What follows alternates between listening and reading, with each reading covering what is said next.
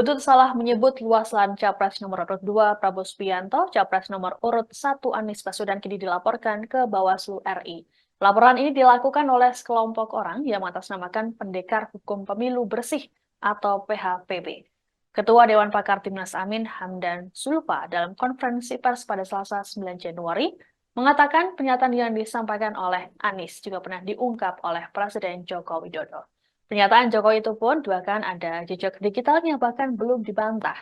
Lebih lanjut, Hamdan mengatakan tim hukum Amin belum memikirkan langkah selanjutnya guna merespons laporan tersebut.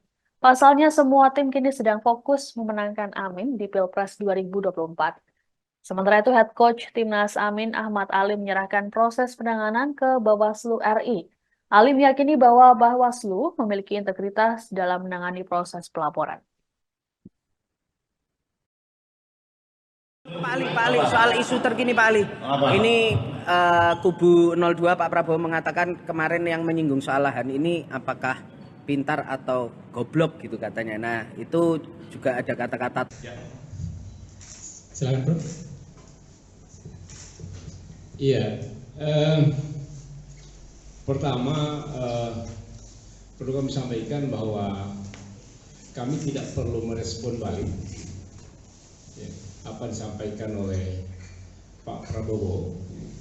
Kami hanya ingin menyampaikan bahwa apa yang disampaikan dalam debat kemarin adalah menyangkut masalah-masalah kenegaraan, masalah visi dan misi.